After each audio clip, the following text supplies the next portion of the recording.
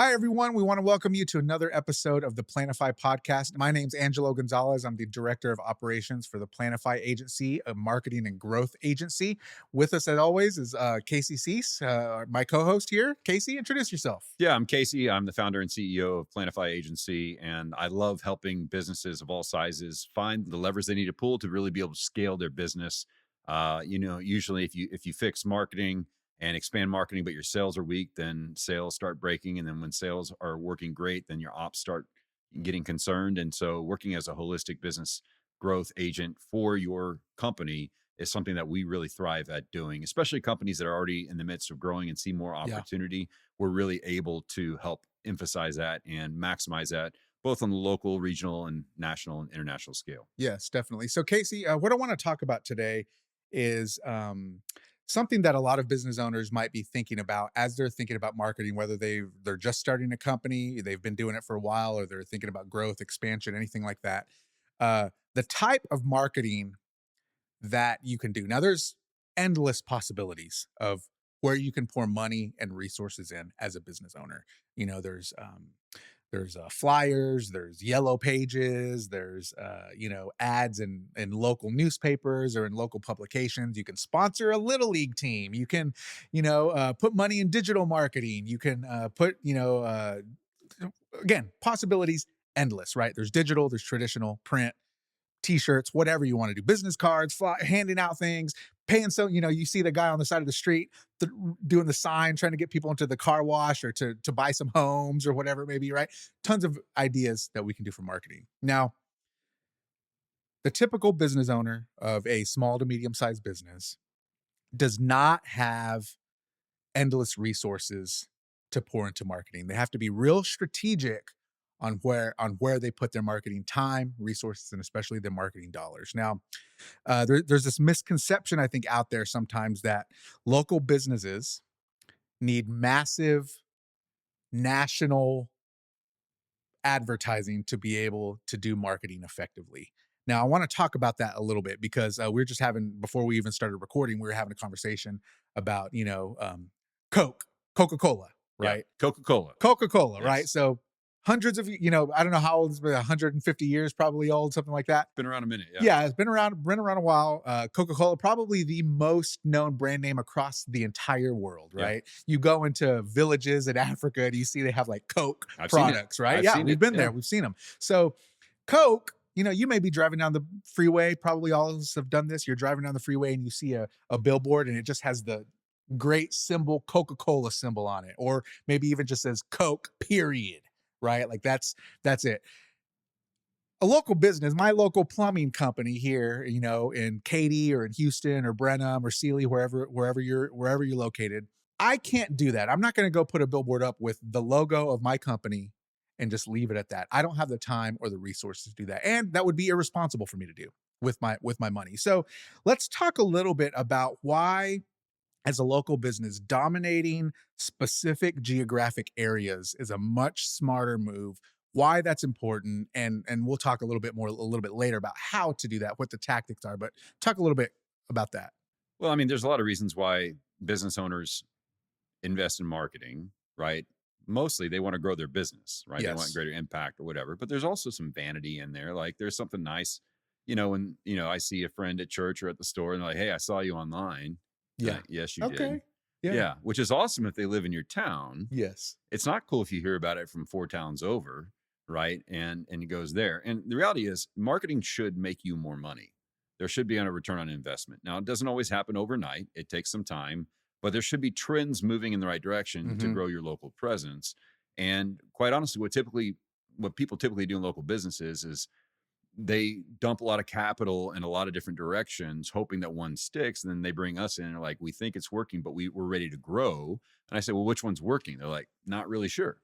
Right. We're doing all these different tactics, but I said, well, then what's the strategy? And they talk about the strategy. And when you hear marketing strategy, you think, well, that's for national campaigns, that's for large corporations. But no, local businesses need a marketing strategy Yes. because marketing executed well, a strategy executed well, will print money for your business, not only in the short term, but in the long term. And dominating your local market is the greatest way that you can invest in the growth and the future of your business. And a lot of times we see people either not spending any money, right? They've, especially newer companies, you have the honeymoon period. And I've seen this in working with franchises and different things. If you are from that area, you have relationships, then you can lean heavily on word of mouth, especially the first 18 months of your business or so, Mhm. because people are giving you a try. They're excited for you. They want to support you. But over time, there's only so far that reach can go. And so when you're thinking through wanting to reach more people, that's why you see people, putting ads in certain places that you're like, why are they advertising here? I'm not. And as a Yeah. marketer, I'm like, man, I hope that wasn't expensive because it is going to be costly. Right. But really thinking through, okay, what are the mediums by which we can approach our ideal client in a way that has impact that we can measure that then increases our reach and impact in the local area. Yeah. Yeah, definitely. I talked to a contracting friend. This was maybe about 8 years ago or so. So it's been, almost a decade since this happened. But we were talking about his marketing spend, and he talked about he was still putting money into the yellow pages. And I kind of scoffed at it a little bit. I was like, "What? Yellow pages?" And he said, "I track it, and I still get calls from that number in the yellow pages." He says, "And I always make more money than I put into it every year." He's like, "So I'm going to keep doing it." And I said, "Touche, my friend." My little town we live in still prints a phone book, and I Yeah. laugh at it, and I'm like, why are, especially on the white pages side, Yeah. like I don't have a home phone, That's right. but we do have an aging demographic. We do have a younger demographic Mhm. here. But for a local service business that relies on a specific demographic, there are people that still use their phone book. Now, mine Yeah. eventually lands in the recycling bin because I'm trying to be a good, Right. earthling. But I don't ever use that, but I do go Yeah. flip through and see who's advertising, what's advertising. And I Right. really am surprised some of the names I see advertising of companies I know that wouldn't be advertising if it didn't work. Same thing with radio in our Yeah. town. If Yeah. your demographic's still listening to the radio, then you should have a radio ad going. The Yes. movie theater here, right? The Yeah. movie theater, my TV screen's almost as big as a screen at our local movie theater, but they still certain businesses run ads and it seems to work. But the challenge is a lot of business owners I talk with, they're spending what worked 5 years ago, they think still working. They're still growing kind of, but they don't have a grid or a framework by which Mhm. what to do it. So when they're ready to invest more or grow, they'll either birdshot it and try a bunch of different stuff and hope something works, or they'll get analysis paralysis and keep doing what used to work that isn't working any longer. Right. And so I think there has to be a happy medium of realizing that the way people are buying, I mean, if you think about it, 28-year-old was 18 10 years ago, Mhm. right? Yeah. And a 28 to 32-year-old is either leasing a house or buying a home, or, I bought my first house, I believe I was 27, something Yeah. like that, 26. And, I was 26 when I bought my first home.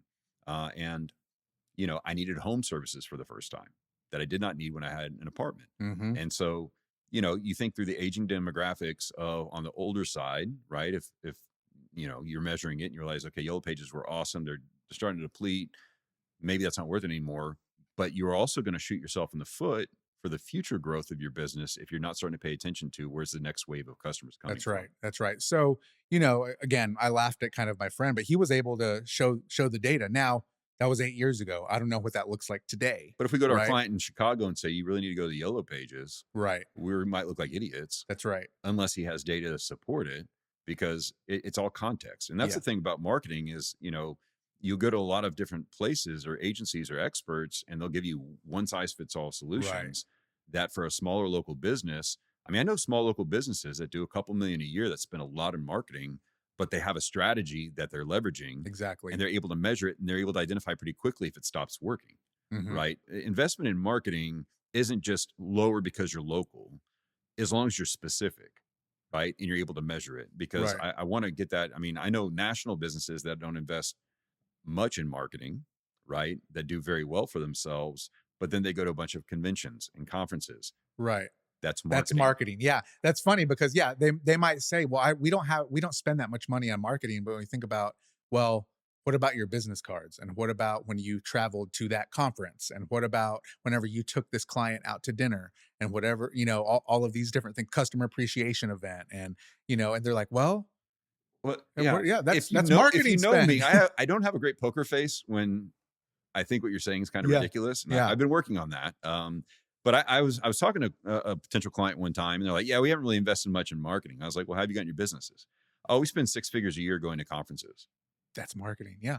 And I said, "Huh, yeah, you Yeah. know, Yeah. We we send joined. we send gifts out to our top people. Yeah. We We joined this we association. offer happy hours at these big events." Exactly. Yeah. We sponsored this thing over here, or we gave to this charitable So what they organization. meant Yeah. is they're not investing much in paid advertising, but they are absolutely marketing. Yes. Now, some businesses call that business development. That's why I like to tell people, like, really, we are excellent at revenue optimization. Okay. Yeah. So revenue ops, which includes marketing, sales, because I remember talking to one client and he kept saying, "Yeah, we've got to get our sales up. We've got to do blah, blah, blah." I said, "Tell me more." And he was talking about marketing. Hmm. Right. And so, not to embarrass anyone, but I was like, okay, if you're going to be very general in what you're saying, you at least have to be specific in what the strategy is and then what tactics you're employing, because he would consider online ads as sales, right? And Hmm. just his phraseology was Yeah. different. Yeah. But what we're talking about locally is communicating to the public what you believe about your ideal client and what it is they should believe about you, That's right. and then what to do next. Right? That's what we're talking about. Just to clarify, I'm not to embarrass anyone, but to be clear that, hey, marketing is important, even if it's word of mouth, or it's the wrap on your truck, or Hmm. the card you leave behind, or the clothes your reps wear, or anything else. That's still a part of the marketing strategy. Yeah. So, thinking about putting this into practice, myself, I mean, I know myself, I know my family, I know my friends. What we do, right, is what most people do when they're looking for a service. They have a problem, something's going on. Go to Google, type into Google, right? Plumber Near me. near me, or plumber my city, right? Yeah. Houston, Texas, or Katy, Texas, Sealy, Texas, Brenham, Texas, wherever you live, right? Yeah. Typically what you do. And then a whole host of things come up, and Google changes what comes up all the time, and always adding. And, it used to be, 15 years ago, you would just get organic search results, but now those are way, way Well, you have down. your Yeah, local sale, you have your local search that's ads, you right. have your regular search ads, You have the map you pack. have the map pack, Yeah, you have their Gemini trying to help you right that's now. right. Like, well, Yeah, most customers like you enjoy using blah, blah, blah plumbing. that's And right. you're like, no, they don't. Yeah, and then you scroll 3 times and you finally get to organic search results, right? So, let's talk a little bit about when people have a problem and they want reliable local experts to solve that problem. What are some main ways that a local service, without having to spend tons of money, okay? We can talk about spending, but what are some ways that they need to make sure that that are high leverage, that maybe take some time but don't take a ton of resources outside of maybe just managing it? Yeah. What are some things that they can do to come up, if that makes sense, right? We call Yeah. that local SEO. Right. Local search engine Yeah. optimization. There's a few factors that weigh into that. One is just, is your information consistent on Okay. Google, Yelp, whatever. What do you mean by that? Your information. Well, like the NAP settings, right? Like, Okay. your business is named the same thing in all the different places, Okay. same address. Phone number you can adjust a little bit because you can use tracking numbers, but generally the information's consistent Yeah. because the algorithms get confused if you're not doing that. Reviews are increasingly important. I always look at reviews. I like Yeah. to look at the top and the worst, because half the time the worst reviews, I see people that are opposite than I am, not the kind of client. And if they handle that review well, I'm more inclined to want to do business with them, Yeah. because that negative review actually helped me. A bunch of 3 stars is like the curse of death, because it's just like, man, they're just okay. Like, Yeah. for Well, what? who's gonna? I mean, I'll tell you this much: I'm not going online to give a 3-star review. I'm going online to give a 5-star or a 1-star. I mean, The 3 plenty stars of are people just, do that. We yeah. have a different personality type than those folks, but they were just okay. And I'm Yeah, like, that was how do you fine. have And time to do that, that's right? right. Yeah. But Like, but ultimately, anyway. it's like the 3 stars are ignored Right. for me. It's like, it's just, Yeah. the 5 stars are important, but also the 1 stars, because I want them to get wrong what should get wrong in their type of business. And let's focus on those, especially the 1 stars, Yeah, because we have clients have told us this before, right? Hey, how do I get rid of my 1-star reviews? Or I don't want to send reviews out to everyone, especially people that maybe didn't have a good experience, because I don't want them to leave a 1-star review. yeah.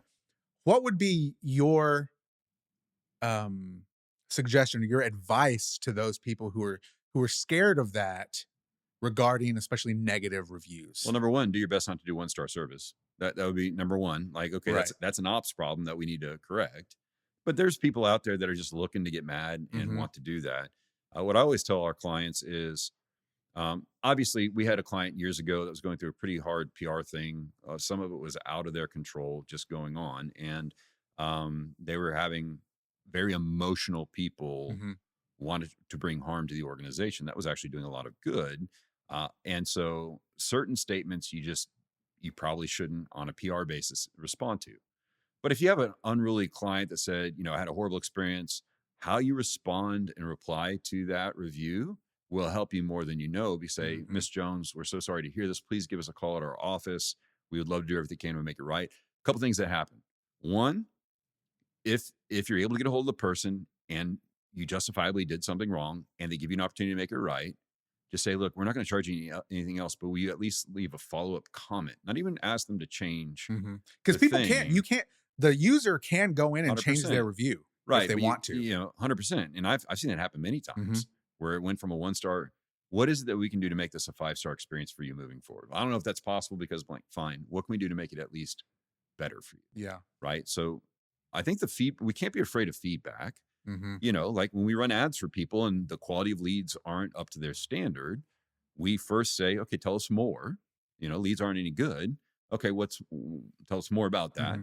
Okay, tell us about your follow up. Tell us about the sales sequence. How are you tracking this? Is it a one off thing that you had a few leads that are not great, or it's consistently been bad? Right. Right.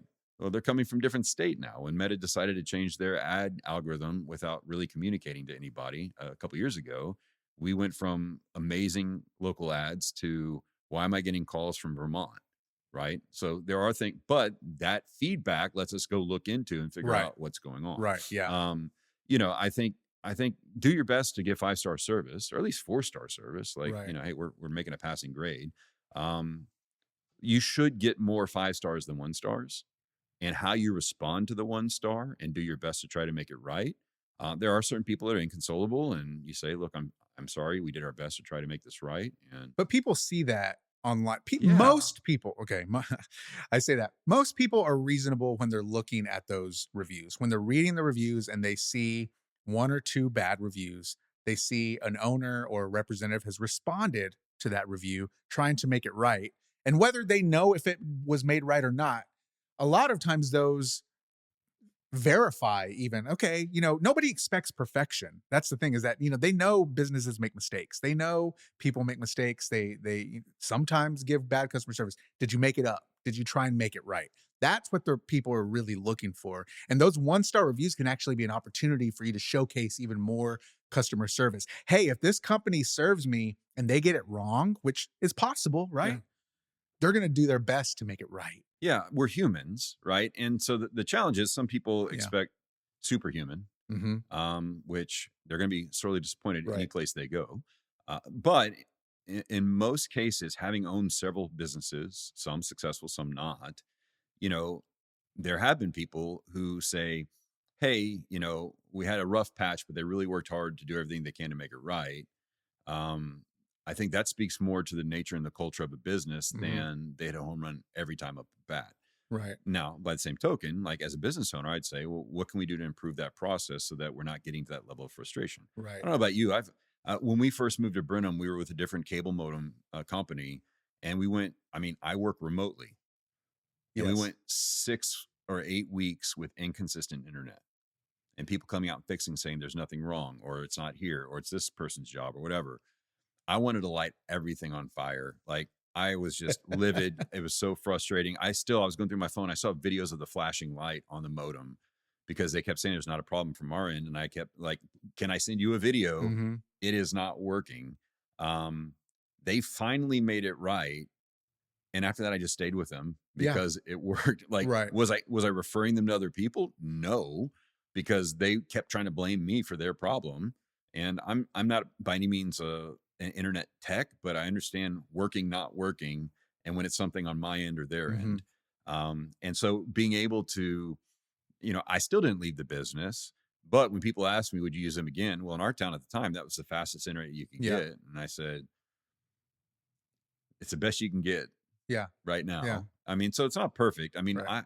my hope would be that we could turn things around to where they not only feel thrilled about the experience at the end, but they're still willing to invite other people to Right. participate. And that is another aspect of local is referral, Yeah, right? it's huge. So you think about like kind of these three big aspects of dominating a local market without having to go into spending money. Right.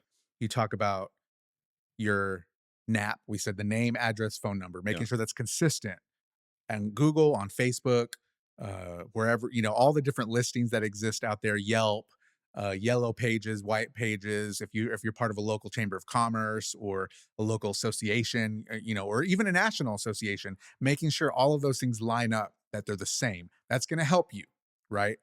Some are easier to get a hold of than others Yeah. to change those, but that's important to do at least the best you can. Number two, reviews. Yeah. Making sure you're monitoring your reviews. Back in the day, you used to be able to set up, and you still do this, right? Google alerts based. You Yeah. make Your create a company Google name. alert with your company name and the different variations, or maybe your name as the owner, or whatever it may be, and then you get those alerts if somebody mentions you, right? You can, good or bad, you can go out there and either share it. So and so, I made a top 10 list in Brenham, Texas, on the top AC companies in the Central Texas area, wherever it is, right? You can share those things. Those things help.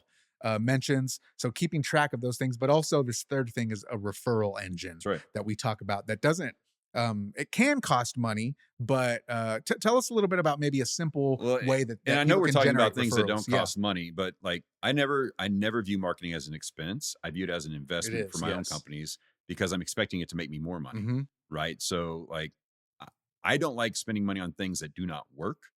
That's a problem for me. Unfortunately, that's a problem for me for my clients. At the Right. same time, it's low cost, more time and effort. That's When you're right. just getting There's gonna be a started, there's gonna be a trade off there. You're you're gonna spend always time. You're gonna spend money. try time, money, and expertise. Hmm. Right? Do you have the expertise and do you have the time? Then you can save the money. Right. Right? If you have don't have money, you don't have time, you don't have expertise, I don't know what to tell you, right? Like get a loan, I Right. don't know, like Yeah. Yeah. do Yeah. something, but Go get a yeah, job. get another job. Yeah, think through that. I think referrals are important because you have to know the right time to ask for a referral, Okay. right? So you're not just halfway through a project saying, "Hey, can you send all your friends and family?" What I usually like to do is give people an opportunity to give us feedback, a testimonial, and then ask them, "Hey, if you have other people in your sphere of influence that is looking for this, we'd love to work with more people Hmm. like you." Right. And then you can automate some of the referrals. Yeah. Hey, set something up in your CRM. 3 months later, it sends them out saying, "Hey, thanks so much, for doing business with us. If you have any additional needs, here's some services we're offering. And also, please know one of the greatest gifts you can give to us is your referral." Right. And give them a venue by which to do that. Typically referrals come in through either sharing our mainline phone number or through an email introduction. Right. So giving it very easy for people to know how to refer people to you. If it's a service business, have a QR code they can, share with a friend to save a little bit or whatever Yeah. to get them in the Right. ecosystem. But like Hey, here's a 10% set, off for your yeah, friends or set whatever. it Yeah. up to where it's very easy to do. Hmm. And I love the purists are like, well, if I do an excellent job, people are just going to refer us.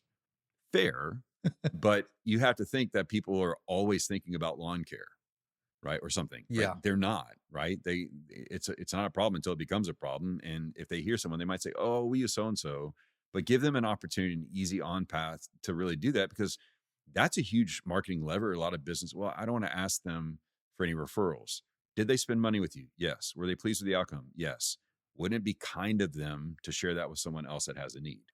Hmm. Yes. I mean, the first guy that sold me life insurance, I made him a lot of money. That's right.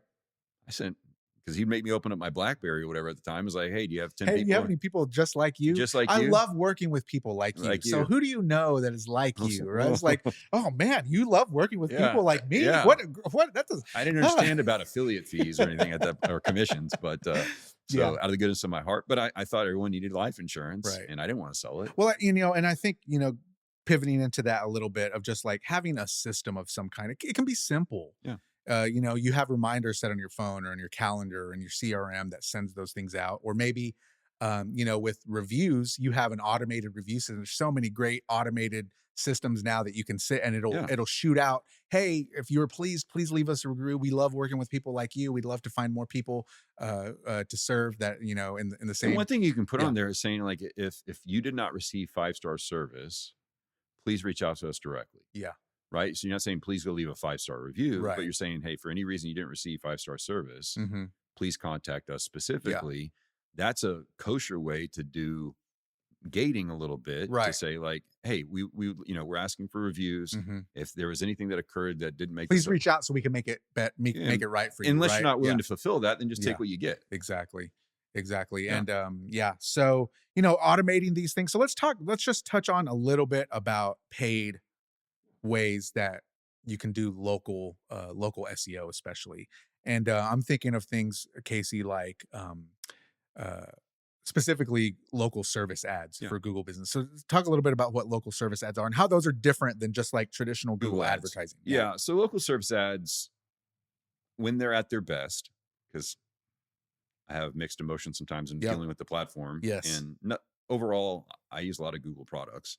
I would say that the LSAs have been an under-resourced department historically at Google. Yeah. Hard to reach somebody, hard to get if you're having trouble with something and have a But question. Yeah. I always recommend, hey, at least test them, Hmm. because one, if you're a service business and you can prove that you have liability insurance, they'll guarantee your job. When you get the green check mark, they'll guarantee like a bond or something, like some sort of guaranteed us pretty significant amount of Yeah. money. So in the map, when you do a search, let's say plumber, Sealy, Texas, Yeah. where I live, the first thing you're going to see are these three, usually three. Sometimes it's they change it up. Usually you're going to see about three businesses that almost they kind of look like they would in a map, but they don't also look like an ad. It looks almost like a listing, It's a but listing. It's a but preferred they have a check mark and it says sometimes it'll say things like Google Google guaranteed verified or or Google guaranteed. guaranteed or something like that, right? And then it has a book button, a call button, Yep. right? And then maybe like a website. And usually there's three, and then you can also like expand and view more of them. Those are paying for a service called Google Local Service Ads, which is different than just Google search. doing Google search, right? Yeah, because Google search now is serviced. Maybe if you're the top bidder, you get it Yeah. towards the top, but typically Yeah. you're below the map at that point, Yeah. above the organic.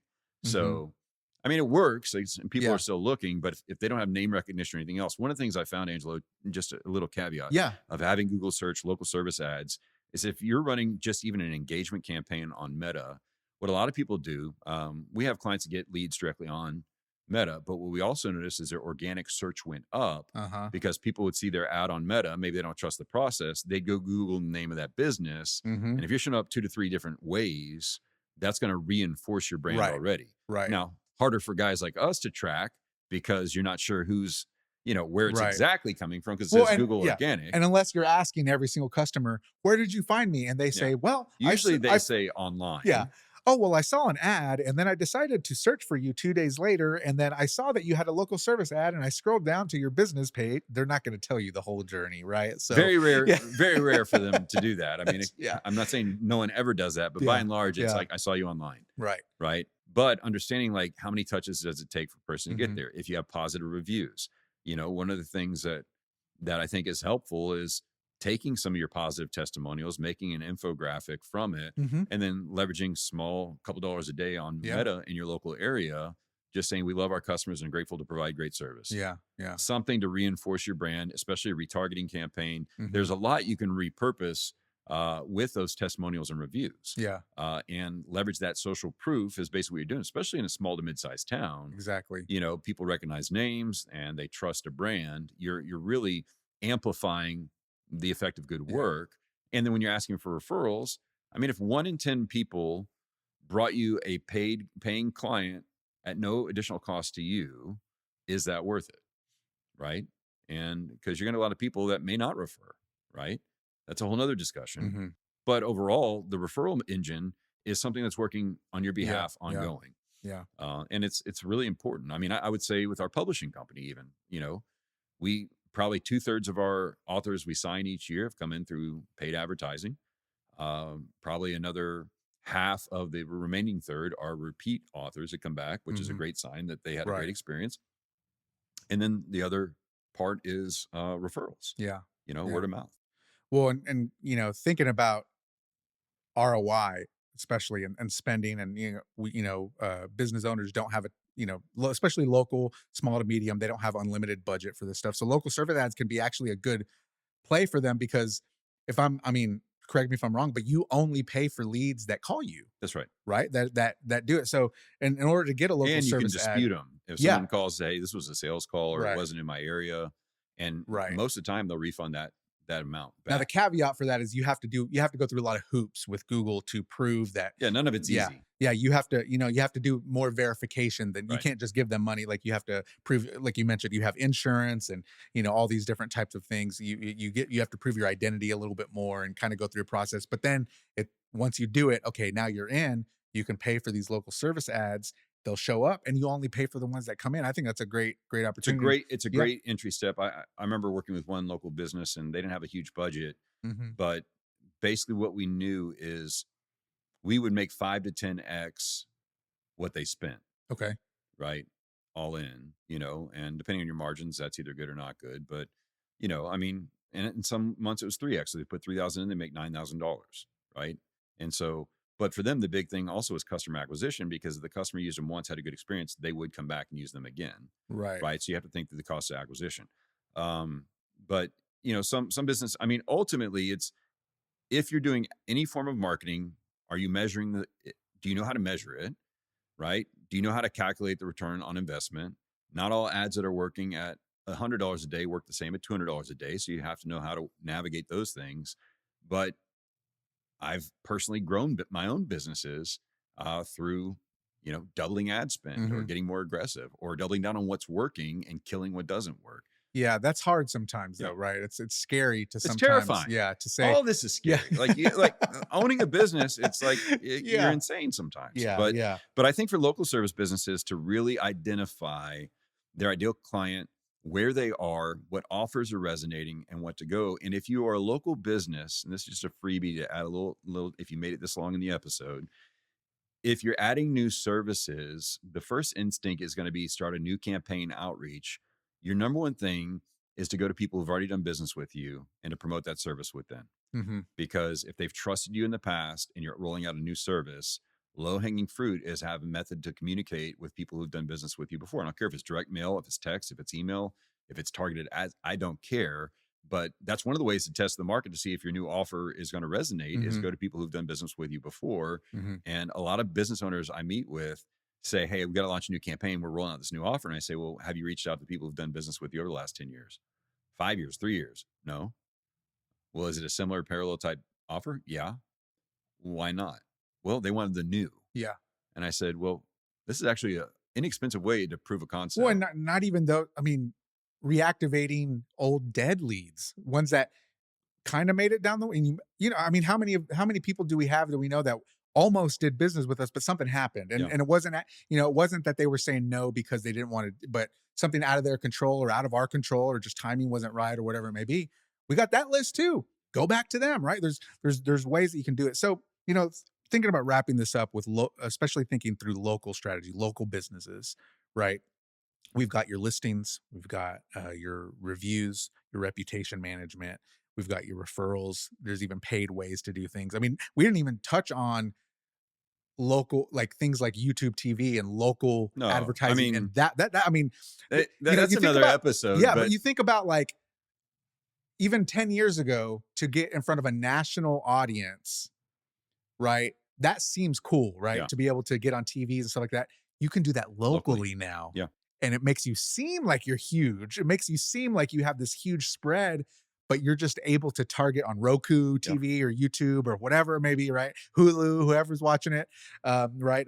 Whatever platform that anybody watches. There are ways to do that too. We can do another episode, or you can do your own research on that. Oh, But I'm sure we'll yeah, be talking more about that. yeah, I think, yeah, the local marketing is changing it, but in many ways it's the same, yeah. right? So the mediums and the tactics might be adjusting, but ultimately get in front of the right people, communicate what you believe about them and why Hmm. you'd be able to solve their problems, and invite them to do business with you, and find avenues to do that. I mean, there's an attorney in Houston right now that has all these funny billboards, and Yes, I there, know yeah, exactly yeah, what you're talking that's my about. point, right? I don't want to be injured in an automobile accident. Like, I don't want to do that. And I'm not even certain he would be the guy I call, That's- right? I either want him or the hammer, right? yeah. I'm not sure if I want either, Yes. but it is memorable Hmm. and it is local, right? Right. And those guys when they win big amounts. And so he can afford that type of thing. My hope for him is just that he's measuring it all and knows exactly where it's coming from. The fact that we're giving him some airtime Yeah. on our There you huge go. Hey, he did it. podcast. There it goes.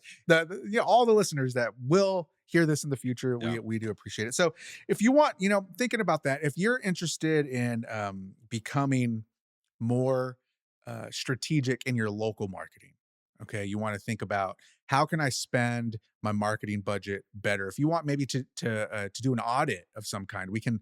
We love looking at businesses and just kind of looking. Hey, how much? Where are you spending? What are you doing? How are you tracking? And even helping local businesses figure that out before they even work with us. Right? It's like, hey, well, here's some questions you can ask that marketing firm or who you're paying this person or how you can make sure that you track this phone number better or whatever it may be. We'd be happy to look at stuff like that if you're watching or listening and need some help, need somebody, just a second set of eyes. We're happy to do things like that. But if you want to dominate your local market, we would love to help you kind of do that. So thank you so much for listening.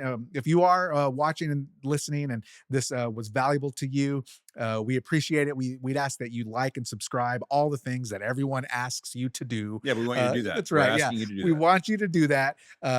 Go subscribe, give us the 5 stars on podcasts and Spotify. All those things do help us reach more people. So we do hope you enjoyed the episode, and we will talk to you next time.